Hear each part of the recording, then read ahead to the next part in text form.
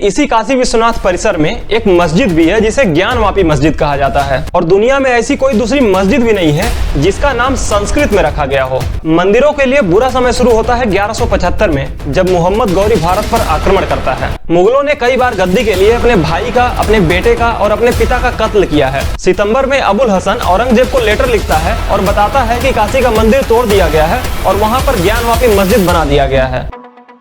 भारत का राज्य है उत्तर प्रदेश और वहीं पर है बाबा विश्वनाथ की काशी, जिसे हिंदू मान्यताओं के अनुसार विश्व की सबसे पुरानी नगरी भी माना जाता है। गंगा के पश्चिमी तट पे काशी विश्वनाथ का मंदिर है जिसे हिंदुओं का सबसे पुरातन मंदिर माना जाता है। हिंदू धर्म में इस शहर की इतनी ज्यादा मान्यता है कि सिर्फ 2022 में 7 करोड़ से ज्यादा टूरिस्ट यहाँ पर दर्शन करने के लिए आए थे और ये नंबर 2022 में गोवा में आए हुए टूरिस्ट से कहीं ज्यादा है। लेकिन इसी काशी विश्वनाथ परिसर में एक मस्जिद भी है जिसे ज्ञानवापी मस्जिद कहा जाता है। दुनिया में ऐसा कोई भी दूसरा स्थान नहीं है जहां पर इतने बड़े मंदिर परिसर में कोई एक मस्जिद हो और दुनिया में ऐसी कोई दूसरी मस्जिद भी नहीं है जिसका नाम संस्कृत में रखा गया हो। ज्ञानवापी एक संस्कृत शब्द है जिसका मतलब होता है वेल ऑफ नॉलेज। तो चलिए समझते हैं कि आखिर इस मंदिर का इतिहास क्या है, ज्ञानवापी मस्जिद को किसने बनवाया और क्यों बनवाया, और इसी के साथ में हम ये भी समझेंगे कि आखिरकार कोर्ट में ये मुद्दा क्यों अटका हुआ है। स्कंद पुराण का चौथा खंड है काशी खंड। उसी खंड में इस मंदिर के बारे में लिखा गया है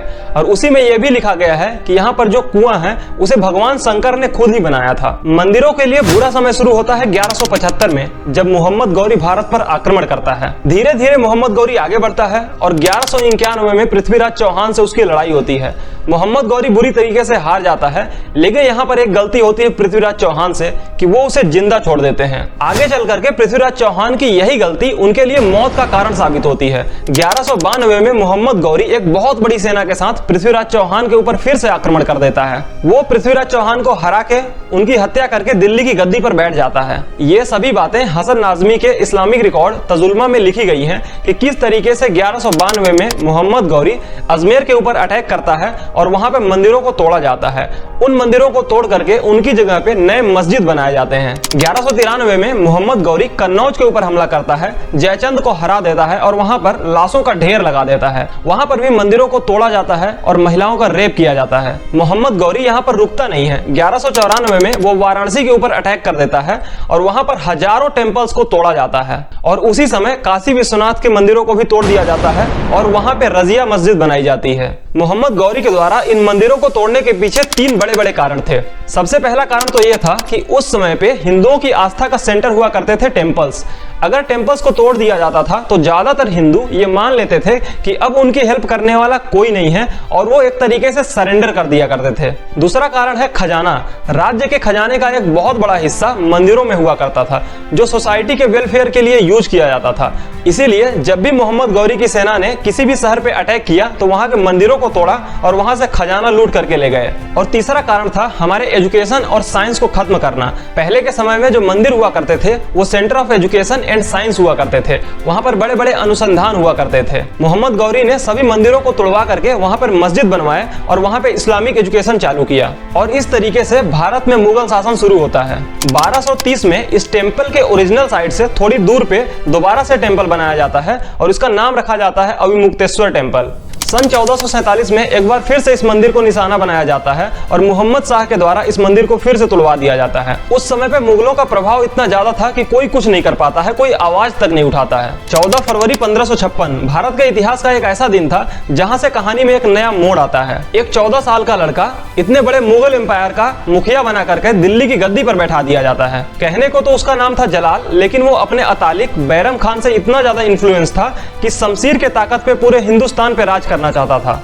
वो अपने इस मंसूबे में काफी हद तक कामयाब भी होता है और बहुत ही कम उम्र में हिंदुस्तान का शासक बन जाता है। बहुत कम उम्र में एक काबिल शासक बनकर हिंदुस्तान पर हुकूमत करने वाले जलाल से अभी भी राजपूताना बहुत दूर था। बहुत ही जल्द अकबर को यह बात समझ में आ जाती है कि आमने सामने की लड़ाई में राजपूतों से जीता नहीं जा सकता। तब वो अपनी रणनीति बदल देता है। राजपूताने में अपनी ताकत बढ़ाने के लिए अकबर राजपूती राजकुमारियों से विवाह करना शुरू करता है। सबसे पहले 1562 में आमेर के राजा भारमल की बेटी राजकुमारी हरकाबाई से इसकी शादी की जाती है। कहा जाता है कि हरकाबाई के प्रभाव में अकबर ने हिंदुओं के लिए कई सारी नीतियों में बदलाव किए। जो सबसे पहला बदलाव किया जाता है वो था तीर्थ कर को हटाना और उसके बाद जजिया महसूल को भी खत्म कर दिया जाता है। कई हिंदू राजाओं को अकबर के दरबार में ऊपरी औहदा दिया जाता है। राजा मान सिंह को 5000 मनसबदारी दी जाती है, राजा टोडरमल को 4000 मनसबदारी दी जाती है और इसी तरीके से अन्य राजाओं को मनसबदारी सौंपी जाती है। राजा मान सिंह, टोडरमल, हरकाबाई और अन्य हिंदू राजाओं के डिमांड को लेकर के अकबर एक बार फिर से मंदिरों के पुनः निर्माण का आदेश देता है। पंडित नारायण भट्ट के द्वारा राजा टोडरमल की देखरेख में 1585 में काशी विश्वनाथ मंदिर को एक बार फिर से बनाया जाता है, लेकिन कुछ ऑर्थोडॉक्स ब्राह्मण वहां पर पूजा पाठ करने से मना कर देते हैं क्योंकि जिनके द्वारा ये टेम्पल बनवाया गया था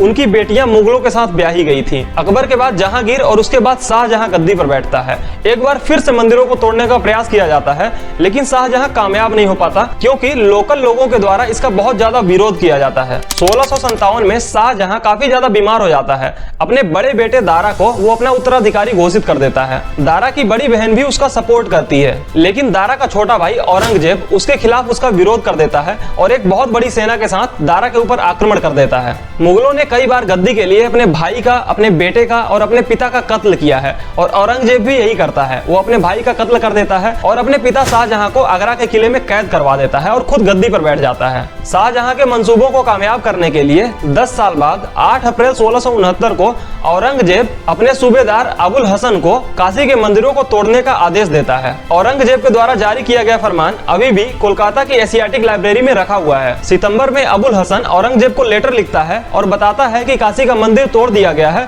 और वहां पर ज्ञानवापी मस्जिद बना दिया गया है। अपने 49 साल के शासन में औरंगजेब ने 100 से ज्यादा मंदिरों को तोड़ा, जजिया महसूल को दोबारा से लागू कर दिया और जाने कितने ही लोगों का धर्म परिवर्तन करवाया। लेकिन ये वो समय था जब ब्रिटिशर्स इंडिया में एंट्री कर चुके थे। अंग्रेजों के सामने मुगल थोड़े कमजोर पड़ते जा रहे थे। 1742 में मराठा शासक मल्हार राव होलकर के द्वारा एक प्लान बनाया जाता है कि मस्जिद को तोड़ करके वहां पे फिर से मंदिर बनाया जाए, लेकिन अवध के नवाब के विरोध की वजह से ये काम पूरा नहीं हो पाता है।